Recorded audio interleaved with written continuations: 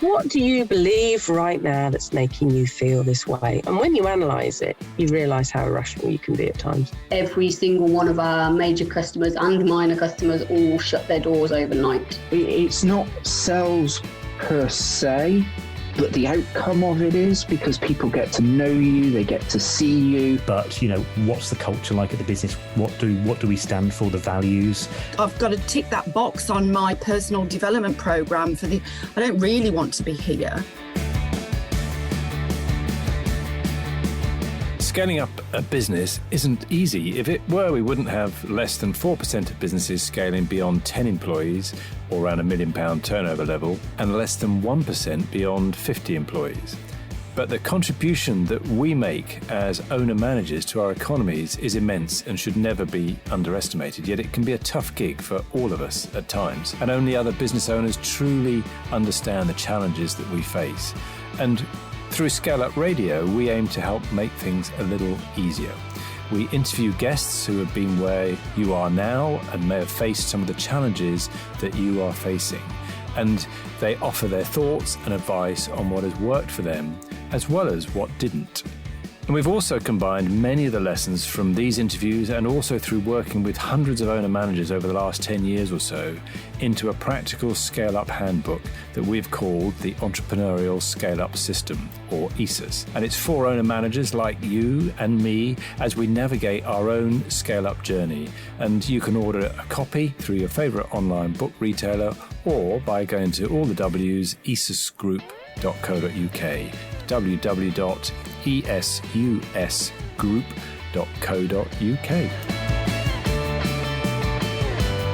I love the variety of guests that I have on ScaleUp Radio, and today I was really humbled actually by my guest, Poku Osei, who is the CEO and founder of something called Babbasa. We have a mix on ScaleUp Radio of people who are really gunning for the numbers, really going for those financials, going for global domination in some kind of aspect, and a whole mix. And every now and then we come across somebody as well who's much more about the purpose-driven. Not to say that the others aren't purpose-driven, but the words from today, I think, that really come out around the kindness, the compassion, and the respect. And I really want you to listen to this discussion with Poku. He's achieved some amazing things with young people. It's all about getting ordinary people together to help others. And listen out for how he describes what Babbasa actually means. One of the things that really struck me was his answer to the question of what advice would you give to your younger self. I think he's got a lovely way of putting that, and it really resonated with me. So, you know, as I say, every now and then I feel really humbled with the guests that we have on, and this is definitely one of those occasions. What a great guy, what a great interview. So please do take a listen to it and really try and take on board some of the things that Poku is saying. Welcome to another episode of ScaleUp Radio. Today I'm delighted to be joined by Poku Osei, who is the CEO and founder of Babbasa. So Poku, welcome. Thank you. Thank you for inviting us, Kevin. It's a pleasure to join you. Yeah, I know. I'm really looking forward to hearing all about Babbasa and the great work that you've done and you've been recognised for. So, Babbasa, what's it all about? It's a bit of a funny name, isn't it, Babbasa? But it's the idea of ordinary people coming together to act as a support bridge for those in need. And I particularly like that concept simply because that's what I wanted the ethos of the organization to be based on. And what is Babbasa now as we speak? So Babbasa is a social enterprise, really, that's specifically set up to support young people from low-income households and ethnic minority backgrounds with their professional ambitions. And we do that through a range of services. Yeah, but I'll let you ask the questions, Kevin. Otherwise, I can go on and on. Well, no, I mean it's good to absolutely hear really what it's all about and what it is that you're trying to achieve. So you're supporting people from low income backgrounds who are disadvantaged in some way, and helping them to to level the playing field and give them access to futures that they hopefully we'll be able to then have and progress. Yeah, that's right. So the premise is that if you are to leave, if you do leave capitalism to its natural forces, it will produce inequality, whether you like it or not. And that's because people would always be looking at ways of paying less for more, of producing, using, leveraging resources for more. And that includes human beings. So it means that it will naturally create a haves and have-nots. So the way I see it as that if you have in any society, the question is what are the other mechanisms or instruments within that society or economy that is allowing that society to level the playing field until we find a better economic system. But for now, what Babbasa then is there to primarily do is recognize that for those bright minds, for those that want to explore their aspirations, that want to explore their skills and their talent, that they should, and it should be their right, and it should be society's responsibility to create that enabling environment for them to be able to do that. And that's what Babbasa is about. So creating that third place that is different from their home and different from work or school, that enables young people in particular between the ages of 16 to 25 to explore their talent and see what value they can add to society, for all of us to benefit. Excellent. And can you give us an idea of some of the achievements? Because I know you've been recognised. You very must be very proud of receiving a Queen's Award for enterprise. But what are some of the reasons that you were awarded that? Do you think, or Babbasa was awarded that?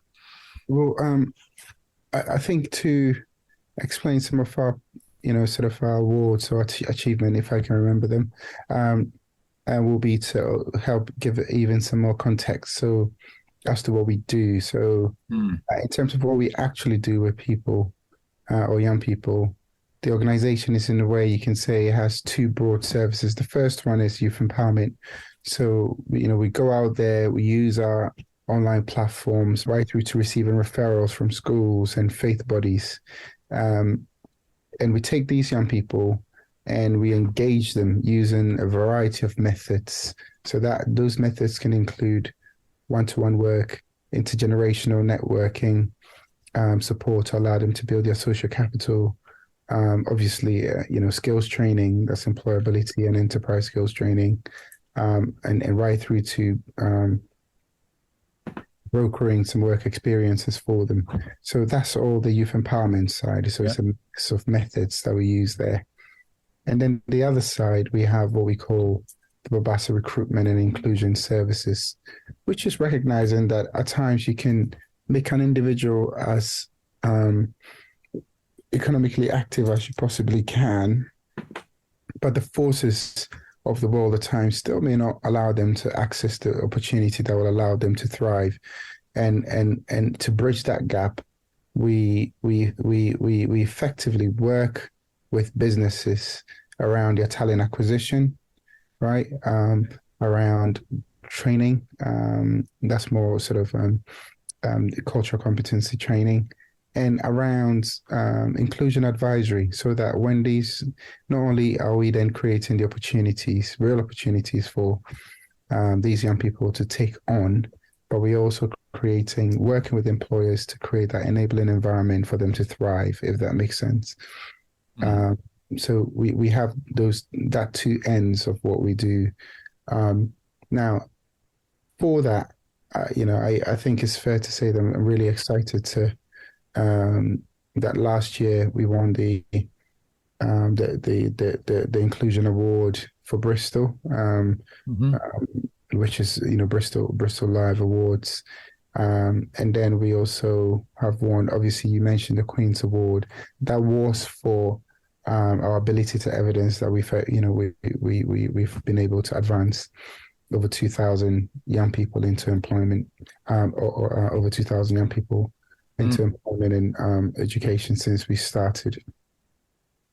And we've also more recently won sort of the Civic Award, I think just a couple of weeks ago, and the Community Organization award as well. So we've won some local, some regional, and of course some national awards, which we are proud of. But if as a founder-led business, the thing that you would always be that would make you the most proud will certainly be the impact that you're having on real lives, right?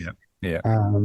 And to me, that's what makes us tick. And to be honest, that's what makes a lot of our staff tick. But we recognize that at times awards gives that external validation for people who don't know you yet. Very, very nice. So 3,000 people, I think now I see on your website that you've positively impacted.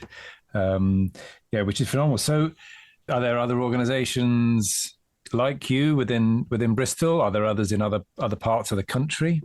Yeah. So at the moment, the youth empowerment side is predominantly Bristol, even though every now and then we take on commissions in the Southwest.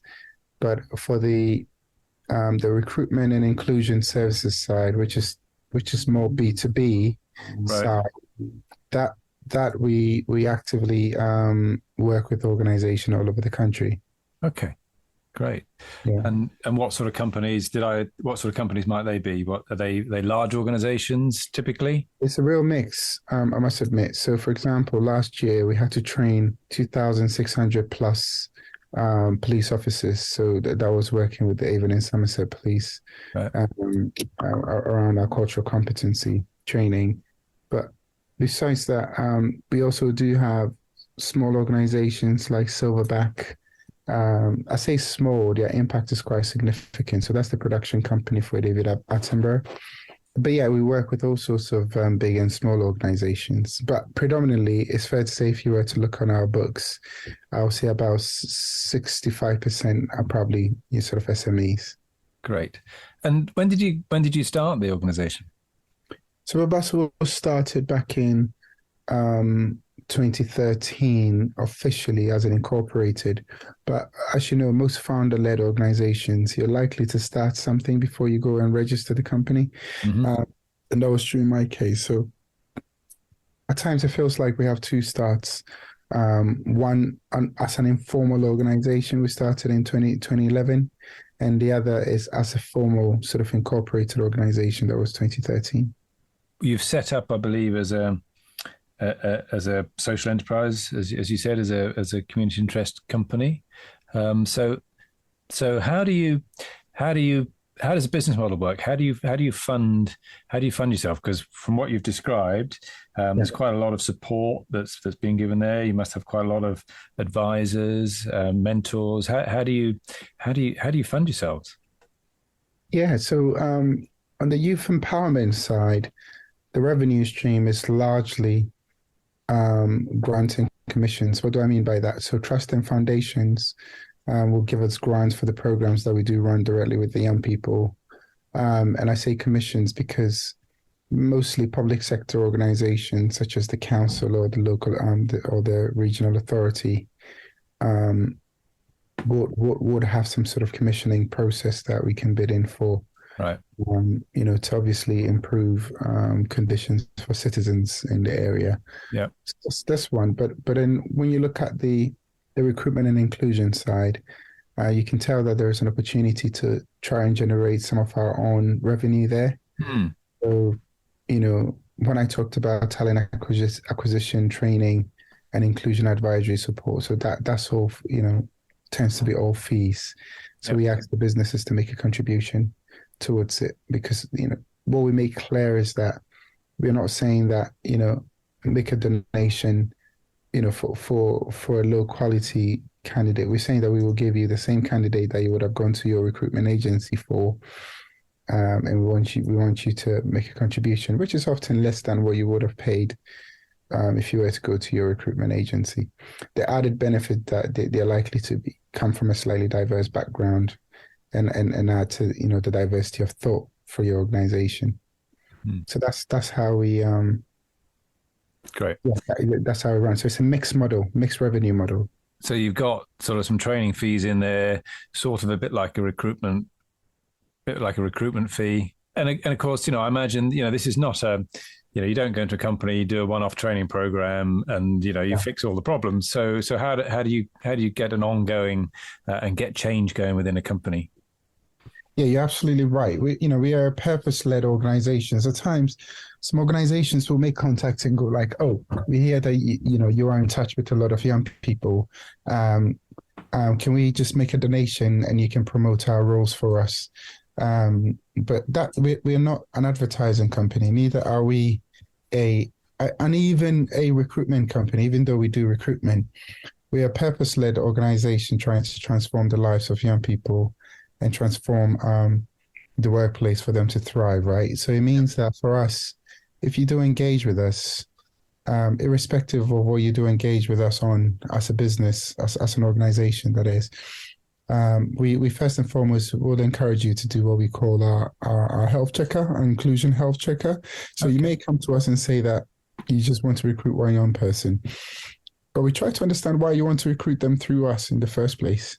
Because most often than not, is because they're trying to address their diversity and inclusion challenges.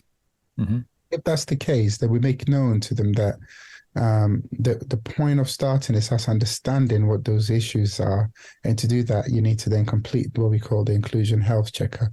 Because once they confirm the inclusion health checker, which tells us what they have in place, but also where they want to get to, most often than not, what they do need is certainly not only just the recruitment. It may be that they need a bit of training, they need a bit of a review, they may even need some facilitation work with their staff to understand, what the experience in there feels like. So we end up giving them a set of recommendations from there as to what they can do, and then we go on the journey. But often you can often tell if an employer just wants to do a tick box exercise or truly means it by trying to put them through such a process. Very good. So what got you started in this? Going back to 2011, by the sounds of it, when you started, what really set you up? What made you think about doing this?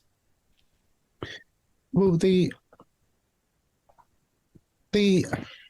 I guess similar to most people. I mean, I was a migrant myself in the country at the back end of 2009. So I was trying to find my feet. But at the same time, at the back end of the recession, we all know what life was like, unemployment rate was like, and particularly for those from minority backgrounds, I think it was 41% unemployment. So then the question then becomes, what can it becomes not only what can I do for myself, but also what can I do for the people who are living in and around me? I mean, Kevin, Bristol. So if I was to say I was living in Easton, you probably would. I know what I mean by that. Yeah. Right at the heart of the inner city, sort of ghettos, quote unquote. And that's how I started, really, by trying to find something for myself. I was also trying to be hopeful for the young people who were gathering, or should I say hanging around where I was living, right? And I just felt like something had to be done. Now, a straightforward answer, I don't think there is a logical straightforward answer, because you can't say that, well, it's not like I had an experience in youth work, or I had some connections that I thought that could make it worthwhile for these young people. Or I even had an experience in the workplace in the UK as a migrant myself. So I think it's one that was purely values led, and one that I just felt that it was too big a problem not to be part of the solution. What have been some of the milestones along the way? Some of the challenges that you've faced? I think many. When I was starting off, I could understand it for some of the challenges as well, because if now, and if I was to have a young guy knock on my door, say that they wanted to set up an organization to support other young people. They didn't have any connections, didn't have any experience. They didn't have, I too would think that that's a tall order for you, right? So I got that, but I think in my case, not only did I get that, there's always that pinch of, racism. Now, when I say racism, what I mean by that is the realities that we live in. I don't think it makes the person on the other side, an evil person, because they too have been shaped by the society in which they live in, right? But it then means that even when I started to be able to prove myself, getting even 500 or £1,000 was a big deal, because the level of scrutiny and questions that will come my way is as if someone has told them that I'm going to squander the money. So that's the position that they were starting from. So they had to be asked all sorts of questions, and in the end wouldn't give it to me anyway. So it was hard from that perspective. I think now I have a bit of a polished accent. They tell me I don't realize it, but clearly over the period, I think my accent has changed, which means that there was a big accent bias. And accent bias, I think, is probably more powerful than the other forms of biases, just because accent bias, whether you're white or black, you quickly associate, if you can't one way or the other, if you're not perceived to have a grasp of the English language or your accent is different, there's a strong perception that you're not intelligent.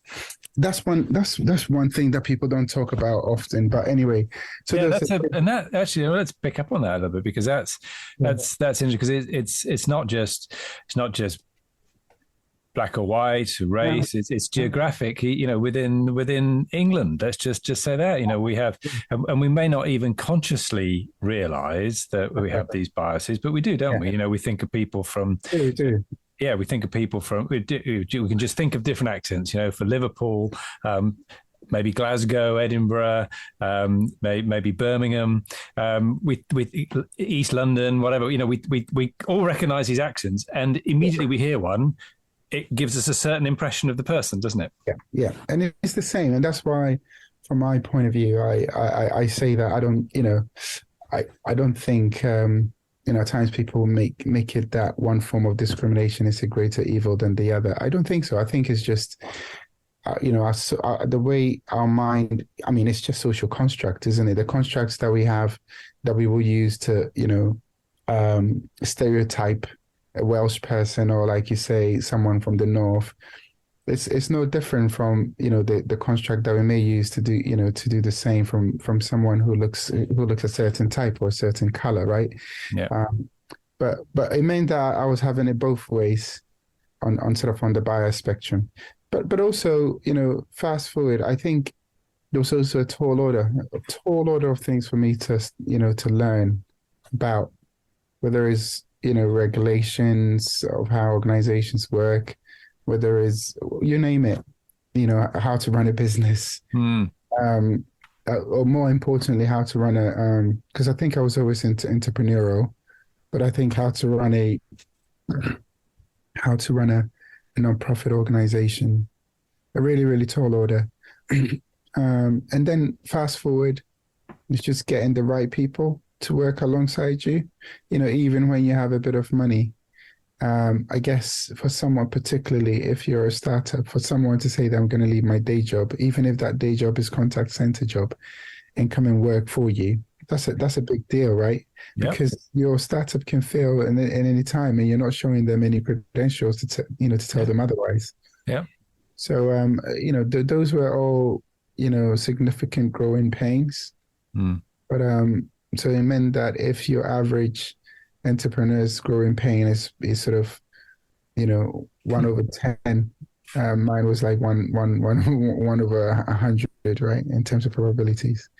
Yeah. But it's similar to most people that I think, yourself included, and people that you would have interviewed. You just got to stick to it if you do believe in it, and just be so clear with where your sense of vision and where you want to get to, that it becomes infectious. Very good. So you mentioned getting the key people around. What were some of your key?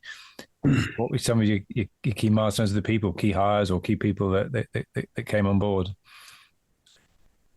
I think in my case, I was fortunate to have a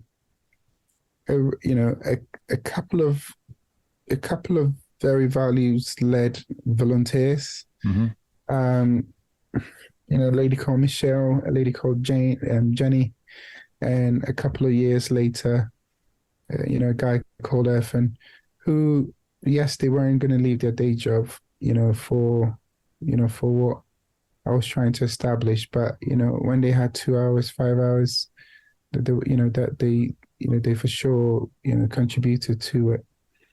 When you're trying to do anything, irrespective of the type of business or organization, and you have a partner, it's unworkable. It wouldn't be viable if you don't have a buy-in from your partner, of some sorts, right? And so there was a great deal of that, and I owe her a great deal, because then we also had a baby, so to try and combine that was really hard. So someone had to understand a lot for that to be able to happen. Yeah, great. So what are some of the key things that what do you attribute your longevity with Babbasa and the success that you've had? What are some of the key things you think you've got right? I think sheer tenacity and grit is one. Yeah. I think on the grit part, you're not born with it. You just learn to pick yourself back up when you fall. Recognizing that my view is that there is always light after the tunnel. Okay. So, and yes, probably your biggest downfall is an entrepreneur's downfall is having fixed milestones. I call them the Achilles heels, because I feel like if an entrepreneur is so set that by the end of this year I'll do 5,000 sales to the end of the year, and they're doing I don't know, even 3,000 sales, you can beat yourself over it and feel like a failure over it and not think that it's not possible. Or you can say, listen, the end of the year I fixed it, right? So I couldn't achieve it then. What are the lessons? Maybe next year I shouldn't say by the end of the year, or maybe I should still say by the end of the year, but do something slightly different. Yeah, I think there's something around to not beating yourself up over unrealistic expectations, kind of thing. Yeah, because entrepreneurs, if you have a vision, that means the vision is closer to you than reality. Yeah, and you're much more likely to have unrealistic expectations or unrealistic milestones as a result, because you want to get there wherever that destination is. Yeah. I think if I remember your question, I think in terms of what did I always do, it's also recognizing that, particularly with the introduction of online search engines, you can learn everything. You can learn, and you need to trust yourself, that you can learn anything and everything by yourself, right? And where you need help, you'll be incredibly surprised the number of people that that can come to your aid, and that includes people that obviously you don't know. Yeah. That includes you Googling people or LinkedIn people, just messaging them saying, "Can I have 10 minutes of your time to explain A or B?" You'll be incredibly surprised how generous people are, as much as everybody else, is busy. Yeah. I think the other thing is, it's also treating every single human being as a unique individual human being, and out of that, respecting their time and their being. Now, that sounds philosophical. I think many a times people get into, particularly entrepreneurs, and the way that entire the entire world of entrepreneurship is so gassed. When I say it's gassed, as in people, it's all about the flashy, putting on a face and projecting this and that. Yeah. And when it's like that, people then start to apply hierarchy to who they should give more time to, who they should respect, who they, and I think that's just a major flaw. I think, like, I quickly give an example. There was this one time that I was invited to a big city event when I was coming up. And at that city event, I realized that I was feeling like a fish out of the water a bit. So I popped out a couple of times out of it because it was a small event. It was a systems leadership event. Mm-hmm.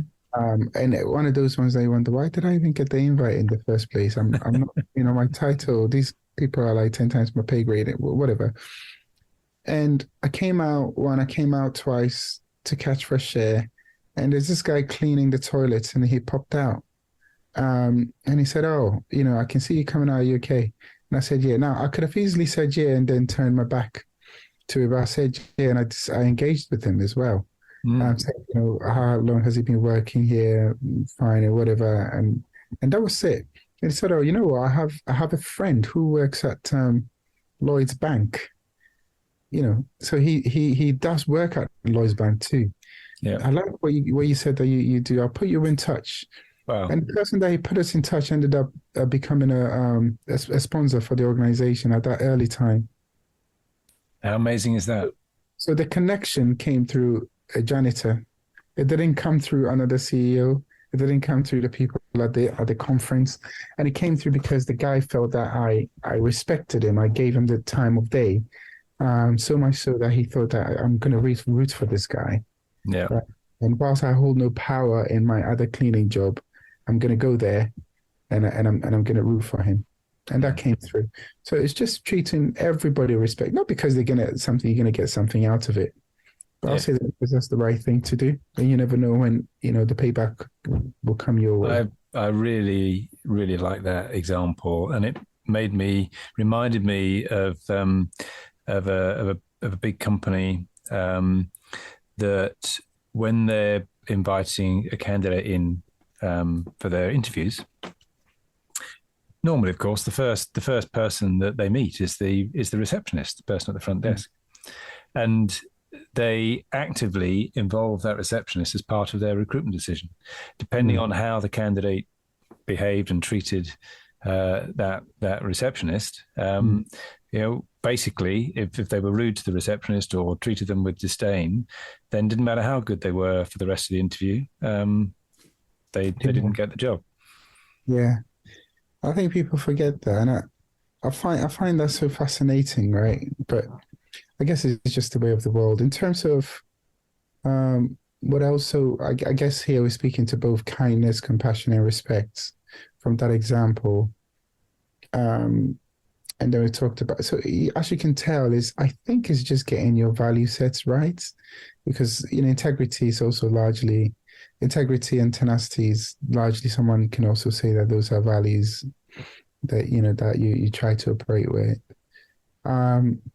Undoubtedly, what makes it work is that if you truly want to build something and scale it, lifelong learning. Mm-hmm. It's incredibly important. So whether it's podcasts that you listen to, whether it is if you're one for books, whether you read, and for books, I would say, this is me, right? Very, very subjective. Don't bother yourself around big academic books or reading jargons and stuff like that. Listen to people who have, or read autobiographies of people who came through similar path as you. For starters, right? Because even if they use a jargon, you feel inspired to look up what that jargon means. Whereas if you start off with, people who write books to make a living, but tell you how to run a business, at times you forever will think that maybe I just don't get it, but it's not you. You're just connected to the right, to the wrong source. Yeah. So it's people and their stories. Really, really important. Yeah, if I understand that right. Yeah, absolutely. People's stories. Of course, no two stories are the same. If they use a word, whatever that it is, follow that through. Undoubtedly, if you can afford to, you don't have a finance sort of background. Yeah. You don't have to be an accountant, but just learn how to read numbers. It's two very different things. Being able to read numbers just helps you to know where things are at. You don't have to do it really, but you just know how to read it. Okay, good. So what are some of the things that that maybe you've got wrong along the way, or that you would do differently? Oh, a lot. And some I still get it wrong. Yeah, we all do. If as an entrepreneur or founder-led organization, you want to get to a destination so much that if you're not careful, you could see anybody trying to help as a tool to help you get there, and not human beings who also needs nourishment and needs taking care of, quote unquote, because is the latter that if you do right, that it would allow them to paddle the boat faster for you to get there. Okay. So, and that always takes a bit of time. What is that I'm saying? I'm talking about recognizing that your role is not to take charge. Your role is to support those that are in charge. All right, it's very important if you want to get to a destination faster, and in a way that doesn't burn you out. And also, so that's one. So what does that mean in practice? Taking a coaching approach, taking time to understand whoever is working for you, understanding what makes them tick. They could be doing something wrong, empathizing with them, helping them to find their sense of agency to solve that issue themselves. I think it feels like, it's just taking your time, you might as well just do it. But actually, it makes your boats go slower and you get burnt out. So that's one. Is that something that you think you've got wrong before, but you're getting? Yeah, absolutely. Yeah. I think I was saying this, I'm sure that I've been burnt out without even realizing that I was burnt out. And when I say that, i.e., I was having all the symptoms of, like waking up, this, sweating, in bed, and a bit of palpitations here and there, and, feeling like totally exhausted. But, all that, and, all that, I'm sure now looking back and knowing a bit more, that could have been avoided. But at times, you learn best through experience. That's not to say that even if you know better, put yourself through that experience. So that, that's certainly one. I think the second thing is, and then the question, if I'm right, Kevin, is what would I have done differently? Yes, yeah, something like that. Yeah. Yeah, I think maybe the second thing is, I would take my time, to take my time and get the right person. So if you have money to recruit, absolutely taking your time, and making sure they have the right person. And say taking your time, which means invested in that recruitment process in a competency, experiential based way as possible to get the right person. And don't get too excited just because you have 3 people. They all didn't make it. They all don't cut it, but you feel like, all right, let me just choose one because I need to crack on. It will cost you more than otherwise, and I've learned that on a few occasions. Yeah. And maybe the third thing that I will say is learning how to consult before you may have a really crystal clear idea in terms of what you want your next business plan to look like. Still consult. Yep. If you have a plan, still consult. Ask people what they think should be considered for next year, right? And work through that. Don't be too quick to, ship their group think by saying that I want to do A, B, and C. What do you think, right? The more you grow your business, the more you become, powerful, whether you see it that way or not. The more you become powerful, then the more what you say shapes the way people think and feel. Genuinely engender, agency from people. Ask them first when you can, and you'll be surprised that the 10% that they may add to your idea will make it absolutely transformational. Yeah, very good advice.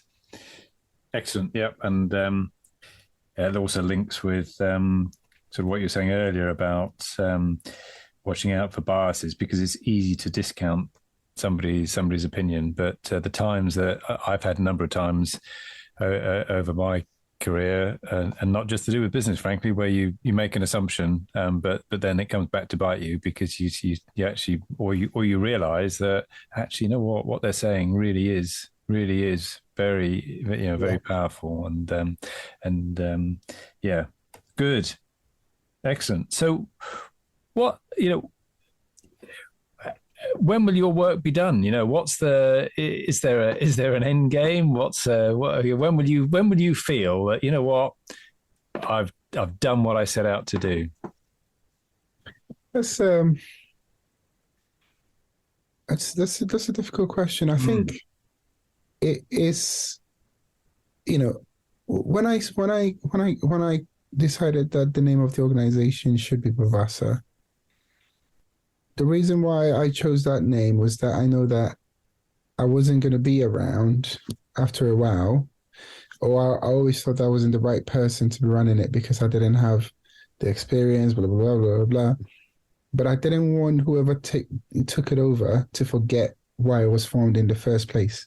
So I chose a name that will make the third person always ask the question, what does this mean? Yeah.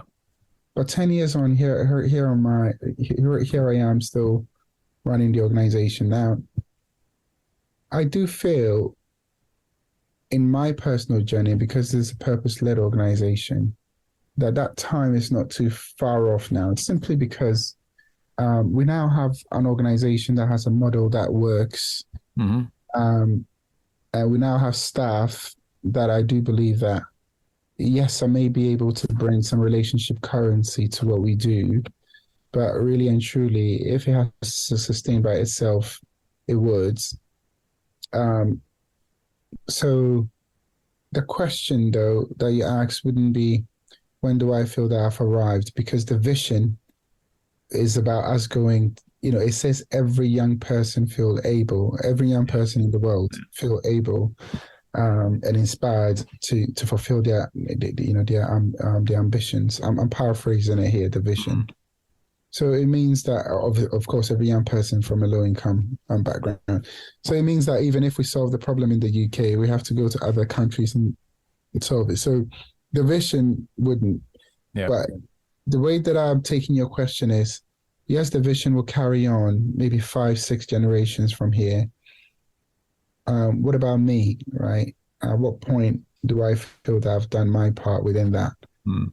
And I think it's coming to a point where the bigger,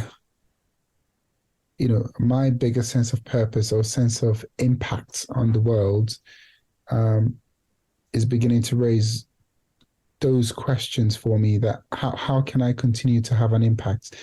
Does that make sense? So, yes, because having an impact in the world, it's not necessarily where you feel comfortable or where it's growing, where your eyes growing. It's being able to have a much more wider impact in the world. So I think part of the conversations that we've been having is almost like beginning to look at it as, the relationship between Facebook and Meta or Google and Alphabet, right? We started with Babbasa, but now what does a wider impact look like? And that may be bigger than Babbasa. So it could be that I will end up still driving that quote unquote Meta vehicle and someone driving the Babbasa vehicle. Excellent. All right. It's fascinating and really humbling to hear all about what you've achieved. Are you okay for a couple of just quick wrap up questions? Sure. Good. So, if you were to go back to your younger self, what advice would you give yourself? I always say this: just go confidently in the direction of your dreams. Live the life that you can imagine, and as you move towards that, the world around you will simplify. And more so, as you accept yourself for doing that, the world around you will accept you too. Wow. Okay. Fantastic. And you mentioned about always be learning, and you talked about books and autobiographies. Are there any particular ones you'd like to highlight? Yeah. Interestingly, I've just finished reading a book that I read at 19, which literally took me on the journey of entrepreneurship, which was The Rich Dad, Poor Dad. A lot of people would have heard of it. Yeah. Because I think that really, even though there were a lot of jargons in there that I didn't understand, it kind of gave me the principles that have shaped my life to date. I also do think that what are the other ones that Never Split the Difference. I think it's a really good book. Yeah. Really, really good book. Not just to help you with business, but to help you in life, I think. I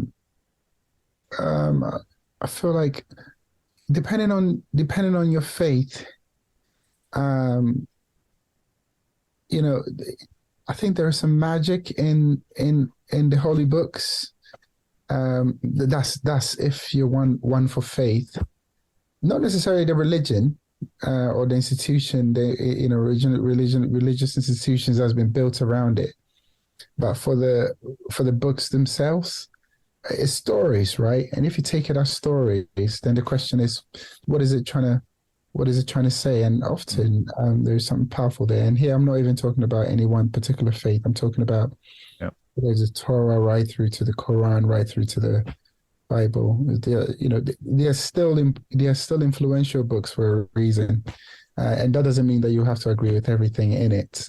Yeah. But if you take it as a book to read, you find it fascinating. Great, very good, thank you. What apps or bits of technology do you find most helpful for you? At the moment, I'm using Monday a lot. I'm using Monday a lot. I think, its ability to integrate and stuff like that is great. Internally, we use Slack a lot, but there's a question at the moment as to whether we use, with both Microsoft or Google Workspace now, be integrating such internal comms platforms makes you wonder whether there is a need for. There's a need for Slack. And I use Keep a lot. That's sort of means of collecting my thoughts, because I don't know about other entrepreneurs, but for me, I could be driving or maybe not driving, but I could be walking somewhere or, taking a shower and something comes to mind and that's an idea and I like to put them down somewhere, but in a way that I'm able to arrange my thoughts. Hope your phone's waterproof. Yeah, I know. Yeah. So that's one thing that I do a lot that I'm conscious around. So all right, yeah, good. And who's had the most influence on you? The most influence is probably going to be, I'm sure. Again, you probably wouldn't expect this answer, but it's probably my mum.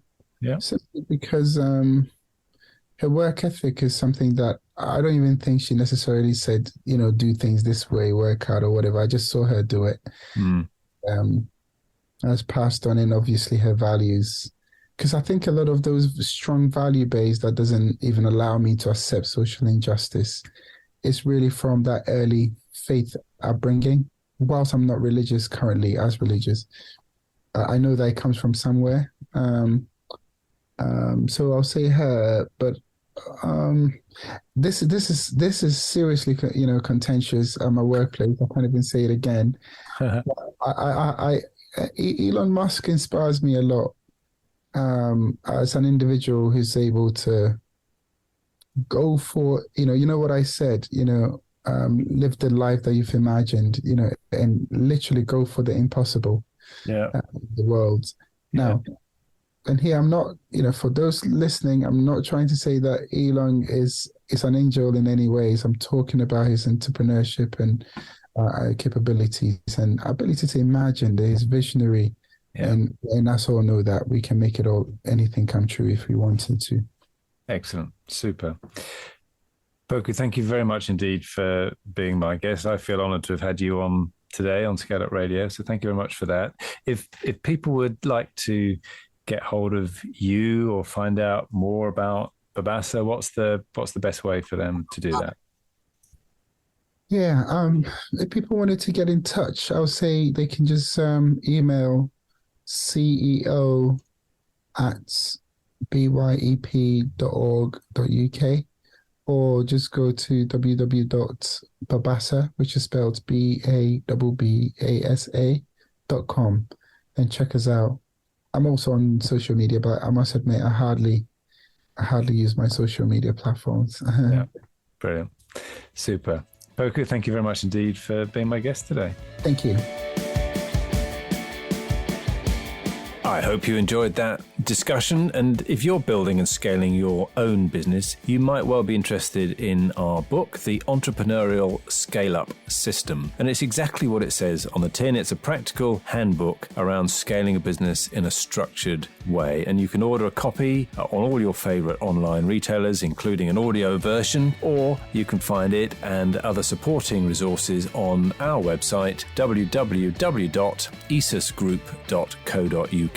That's esusgroup.co.uk, which is esusgroup.co.uk.